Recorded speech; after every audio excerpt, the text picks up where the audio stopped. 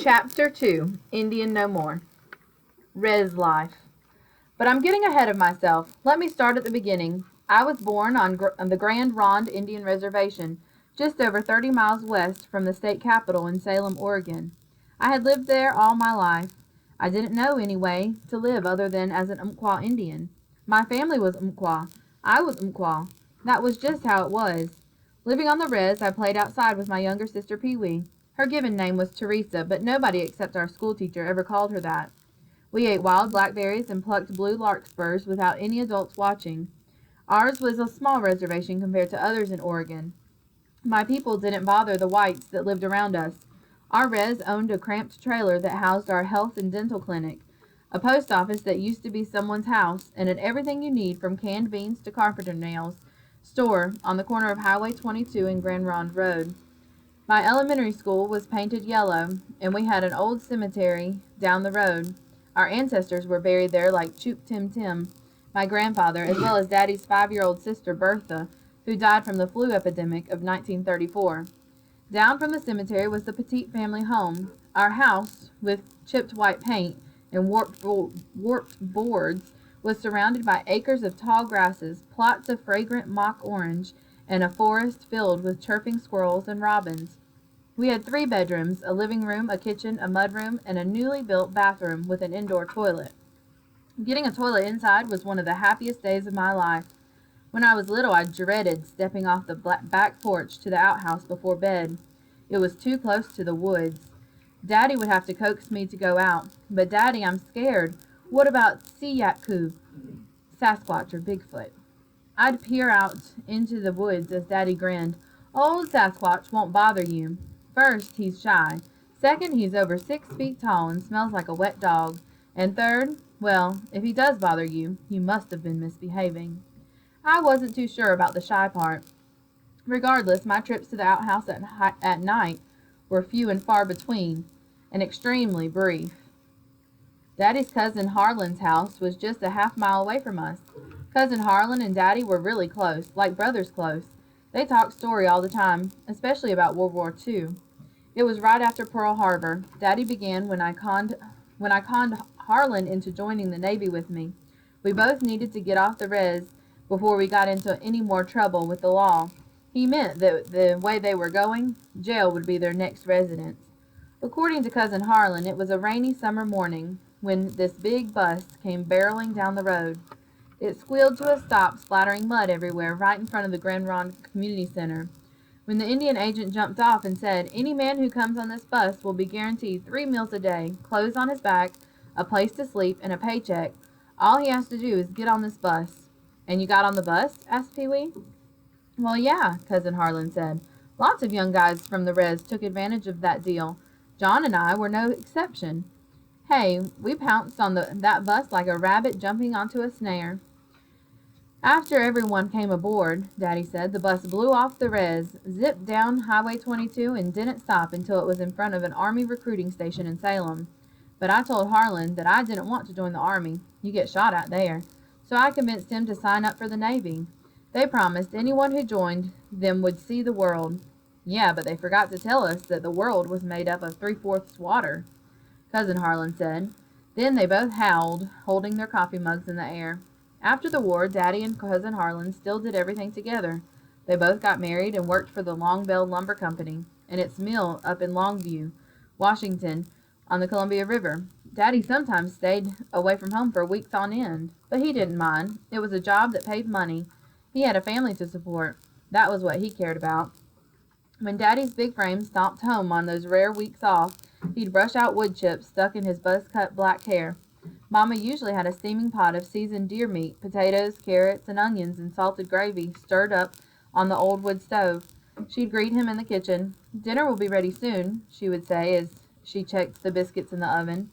Daddy would take a whiff of the stew and then grab Mama around the waist. "You're the prettiest girl on the res, and I'm the handsomest guy. How about a smooch?" She'd shove him off and threaten him with a wooden spoon and a smile. "Johnny Petite, the girls are watching." Mama didn't care for showing affection in public.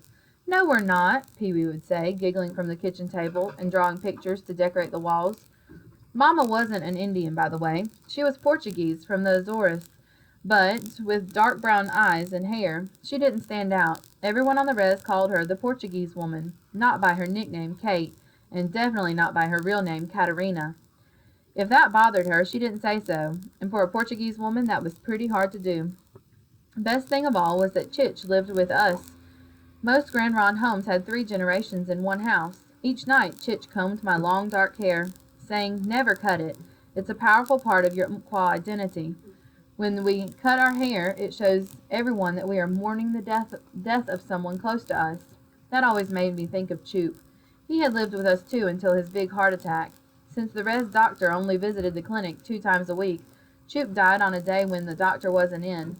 He died before our tribe was terminated, so he was still Indian when he was buried.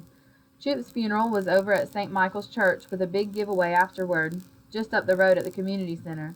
Giveaways help family and others in the community remember a person or an event.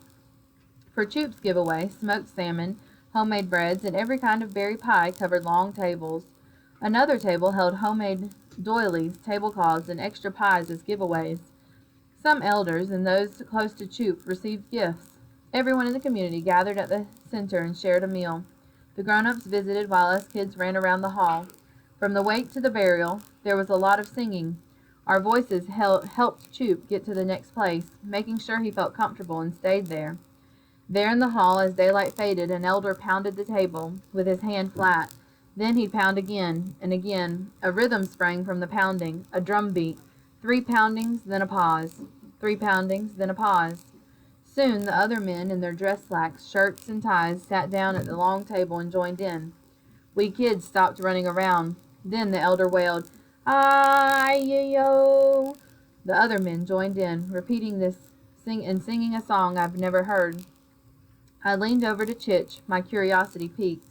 "What are they singing?" I whispered. "It's an honor song, sweetie, for your Choop," Chich said. "How do they all know the song?" "They heard it many times before. It's been passed down from family to family." Daddy leaned over too. "We used to sing this during the day, but now we do it at night." "Why?" I asked. "The Indian agent told us to stop. Frightened the next door neighbors." He leaned even closer. "Thought we might be on the warpath." Then he winked. Daddy seemed to find everything funny. Later that night, we had a ceremony to burn Choop's clothes and other items not given away. It was a special time. Our family visited Choop every Sunday after Mass. His old beat-up logging cap sat atop a cedar board above his grave. Most of the graves had cedar boards covering the plots so family and friends could place items on them that the dead had enjoyed when alive. Chich had placed some cattail dolls on Bertha's board. Strolling around the cemetery, I would check out all the neat stuff on the graves, like silver thimbles on top of Aunt Ivy's, or metal carving tools on top of Uncle Joe's. But there was no taking or removing anything from the cemetery. Chich and other elders taught us that anyone who disturbed and disrespected the spirits like that would put themselves at serious risk. I didn't doubt that for a minute. Things changed at home after Choop died. Chich had her long, silver-streaked hair cut short in a ceremony to mourn Choop. Each chilly gray morning, as she twisted Pee-wee's and my straight dark hair into 2 lengthy braids, we missed hearing Choop's stories. After she finished, she would put on her well-loved yellow apron and make us hot, clumpy oatmeal with dried huckleberries and cups of coffee mixed with lots of canned carnation milk and sugar. Then Pee-wee and I would head outside to play or head over to the Indian Agency school. Daddy would hitch a ride with Cousin Harlan to the mill, while Mama whisked down the road for her waitress job at the Res Diner. And Chich, well, she sewed, made pies, and did whatever else grandmothers did. If I got up early enough, I'd join Chich on the porch to wah-wah Thai-Highlam Kabitsan, or greet the day. We'd sit together, she with her coffee and me wrapped in my favorite wool blanket, waiting for the morning sun to reach Spirit Mountain. "Remember that mountain is sacred to our people," she would say. "It is a good sign if you see Sahali Tahi, so pay attention." I'd keep my eyes peeled, and sometimes I'd see a great bald eagle soar beyond the pines, thankful to call Grand Ronde home, just like me.